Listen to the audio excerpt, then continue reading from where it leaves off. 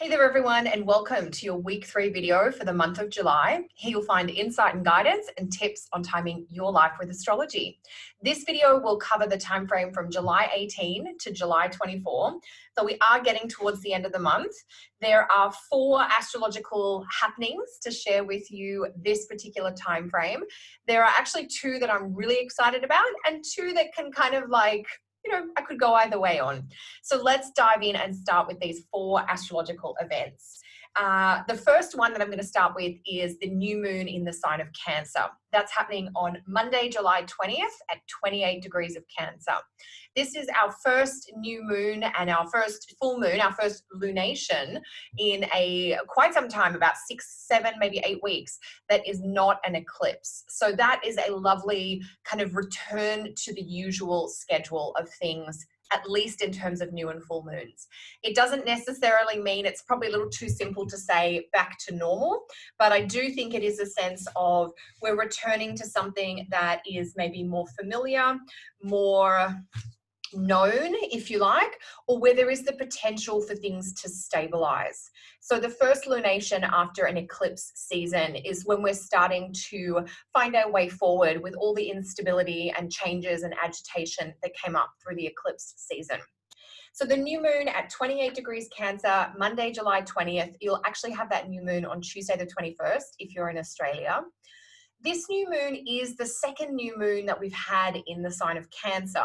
The first one was right back on June 20th, off the top of my head, June 21st, and that was that very dramatic eclipse. So there is this weird kind of repetition of where we've had 2 new moons in the same sign, so in the same house in your chart, but one was very dramatic, the eclipse of June 21st, and one is a little bit more mellow, almost like you're getting a second chance to revisit topics that might have been really active for you around June 21st, but in a more calm, manageable kind of way, if you like.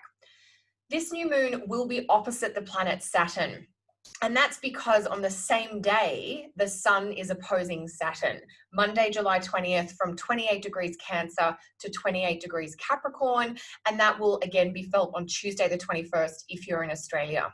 So the new moon does represent a bit of a reset or a fresh start type process where you can start to look to the future or maybe do some of that kind of symbolic intention setting or even seed planting where you're thinking about where am I going from here.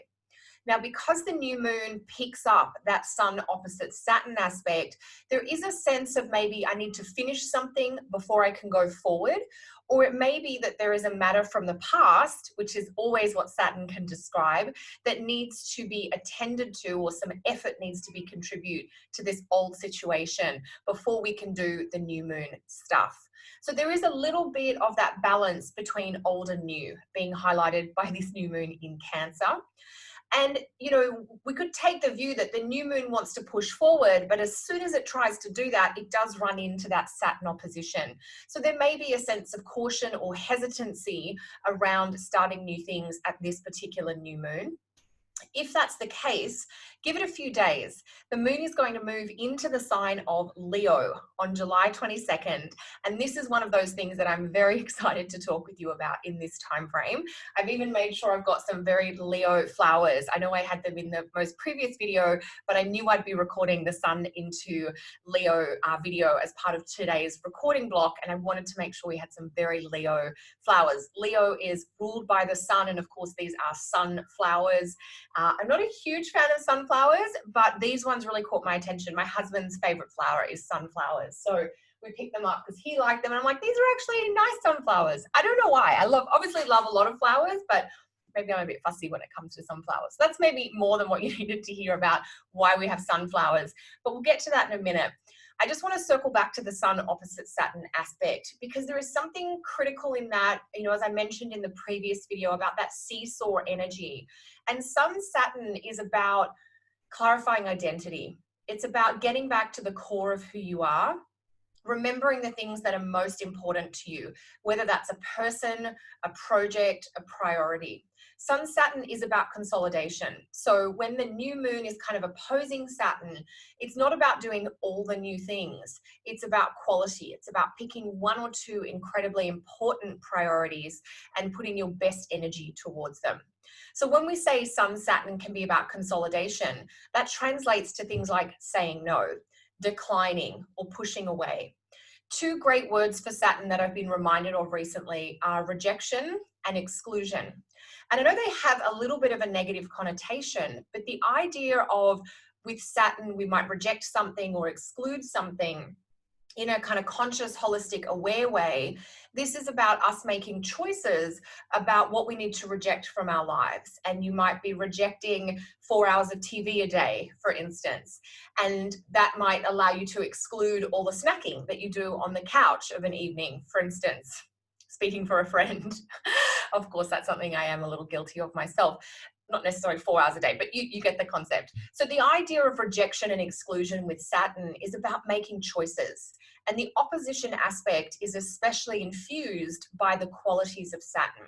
And so making choices, making necessary choices about how to manage your time, your energy, your resources, your money. I think that's going to be a huge theme on Monday, July 20th, both because the new moon is in Cancer opposing Saturn and because we have the sun opposite Saturn. So they're two technically separate events, but they're kind of all tied together. They're all happening at 28 degrees Cancer and 28 degrees Capricorn. So I think that's really important just to be mindful of where that particular opposition might be in your chart. But the energy of making choices, you cannot do it all and you're going to have to say no to some things. So if you do some planning in advance, it can help you be clear about where you want to set your limits. So that's the very start of this week, Monday, July 20th. Then we're going to scooch forward to Wednesday, where we have two astrological events that I'm quite excited about. One of which I've already mentioned, the sun moving into Leo. Now, this is great because we're going to have one of the more benefic type planets. The sun generally can be helpful. There are certain situations where the sun is not helpful, but generally speaking, it's got this vitality quality and the radiance and the light and the steadying qualities. And having the sun come into one of just two signs where it has that sign-based dignity or strength, this is us benefiting from a planet in a good position. We do have Saturn in a good position. We do have Mars in a good position right now. And they've got certain things they're trying to take care of. But to have a planet with a slightly more positive connotation in a good position is generally bringing a little bit more of an upbeat or vitalizing energy to us all. So one of the points that I had about this sun coming into Leo is the idea of the vital life force as represented by the sun is now easier to access.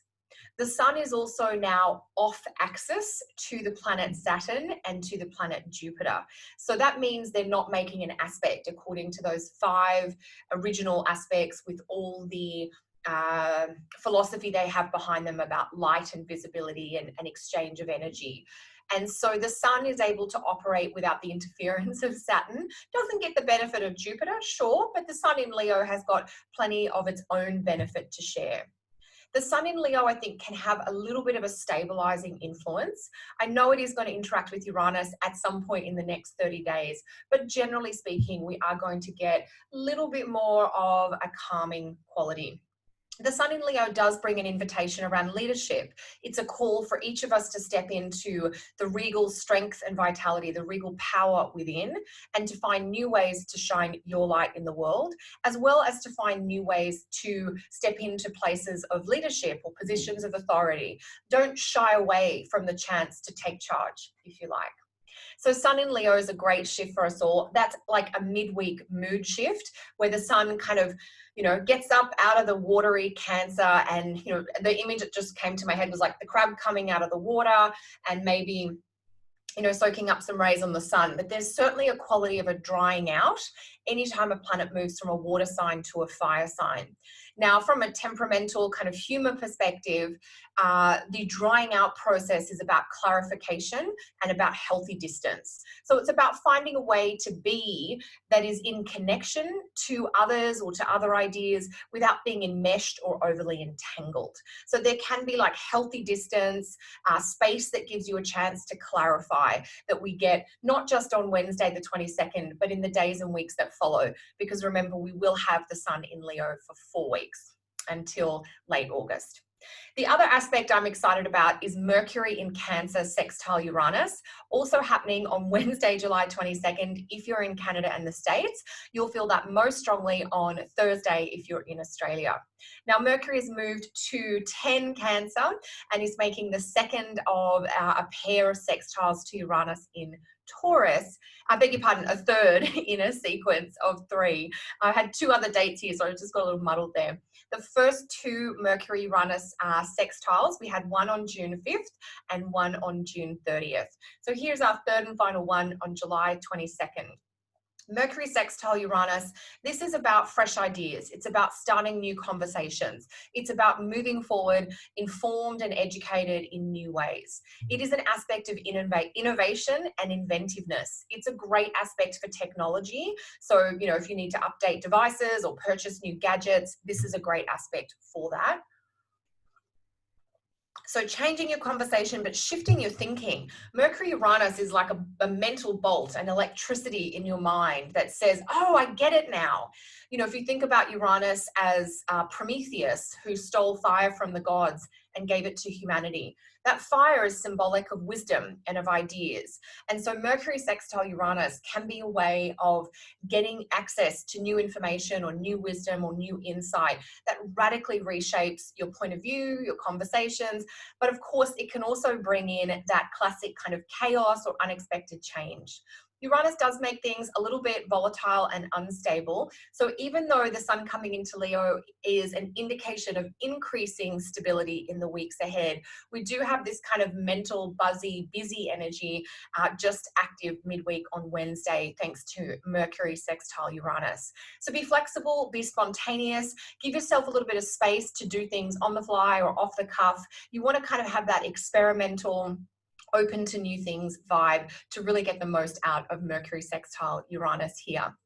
So let's bring up the chart to have a little look at what these aspects look like, and I'll be able to explain a little bit more about the sun being off axis to Saturn if that's a little unclear for you.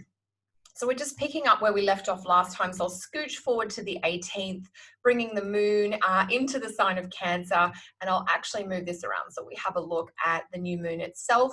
If you can see the sun and moon here, you can see the sun at 28 degrees Cancer, and opposite the sun in the chart, you'll see Saturn at 28 degrees of Capricorn, and that's the Sun-Saturn opposition. I always think of this as polishing, like a pressure that smooths out. And so what that sort of translates to is the minimizing or the minimalist, like, oh, there's pressure, I've got too many things, we've got to get rid of some, and then we've got this more smooth, simplified approach. So streamlining is really important with Saturn.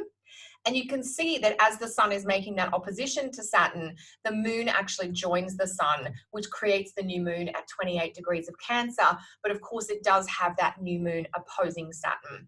So lots of choices, I think, about this new moon, about what to stick with, what to stop. Sometimes when we get a big Saturn aspect like this, we get the realization that we've outgrown things, that certain projects or responsibilities, we've kind of come to the end of the road with them, and we're ready to withdraw or say no to them, or we're ready to delegate and pass those on, maybe to the next generation, maybe just to someone else. The idea with Saturn here is you're being encouraged to set kind of your limits, your rules of engagement, or to create a container that is going to be increasingly safe and supportive for you to operate in. So lots that we can work with on Monday, July 20th there as the sun and the new moon make those aspects to Saturn. Now let's come forward just a couple of days. You can see now 24 hours later, the sun's at 29 Cancer, last degree in the zodiac sign of Cancer. And then another 24 hours, you can see the sun has now moved into Leo, which is super exciting. Now, what I mean by off axis is that Let's get some drawing tools here.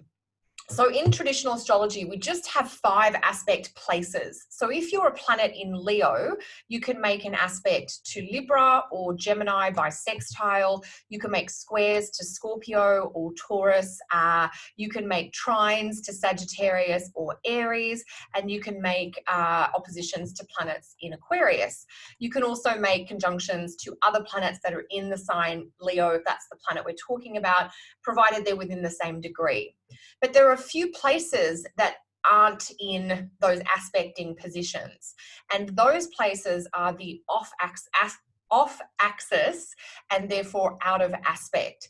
And so if we're looking from the position of the sun in Leo, this is like a very basic aspect lesson. So for those of you who are newer to astrology or still getting your head around this, you may want to rewatch this section of the tape a couple of times. But if you're a planet in Leo, you're off axis or in aversion to planets in Virgo, in Cancer, in Capricorn, and in Pisces. Now, keep in mind, I've oriented towards the sun in Leo. So this is very specific to planets in Leo.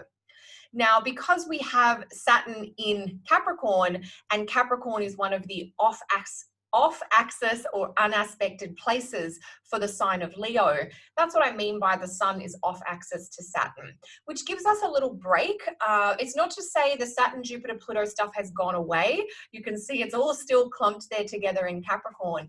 But with the sun moving through Leo for the next few weeks, we get a chance to focus on something different, to look a little bit more to the future. One of the big differences between Leo versus Capricorn, Leo is about radiant light. It is anything to do with fire is forward looking and upwardly oriented, whereas the planets in Capricorn tend to downwards, and they have more of a looking back or a historical kind of holding on quality. So the sun in Leo is not going to fix everything astrologically this year, but it is going to give us a 4-week period where we can have a different influence, at least in one part of our lives. So that's kind of what I mean by this is a nice change for us to all be looking forward to.